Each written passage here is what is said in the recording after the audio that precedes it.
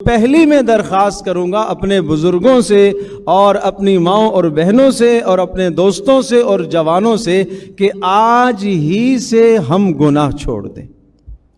یہ نہ کہیں کہ ہم حج پر جا کر وہاں جا کے پھر توبہ کریں گے اور پھر نئی زندگی کا آغاز کریں گے۔ اگر میں اور آپ اللہ کے قریب ہونا چاہتے ہیں، اللہ کا قرب حاصل کرنا چاہتے ہیں، تو آج ہی سے ہم اپنے گناہوں کی زندگی کو ترک کر دیں اور اس اللہ کا زبان سے بھی شکر ادا کریں۔ اے اللہ تیرا شکر ہے تو نے مجھے اس مبارک عمل کی توفیق عطا فرمائی، اور دل میں ہم یہ کہیں کہ میں اس مبارک عمل کا اہل تو نہیں ہوں، مستحق تو نہیں ہوں، یہ محض میرے اللہ کا فضل ہے، میرے اللہ کا احسان ہے۔ شکر تین طرح کا ہوتا ہے۔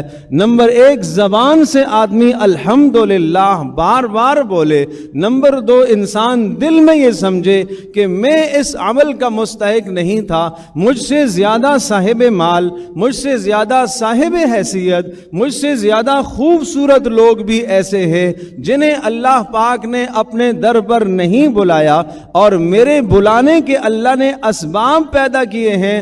اے اللہ میں اس کا اہل نہیں ہوں، اے اللہ یہ تیرا فضل ہوا میرے اوپر، اے اللہ تیرا میرے اوپر کرم ہوا، اے اللہ تیرا میرے اوپر احسان ہوا۔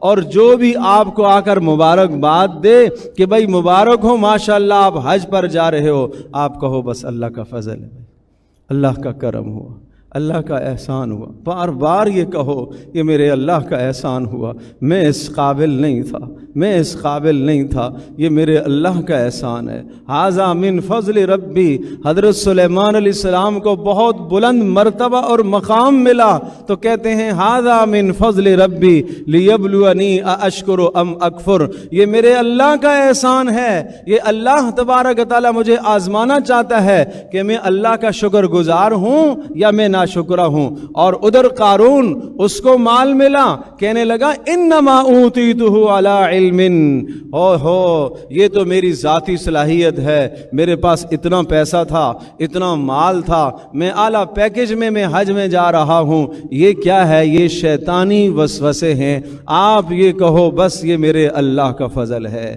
بس یہ میرے اللہ کا فضل ہے۔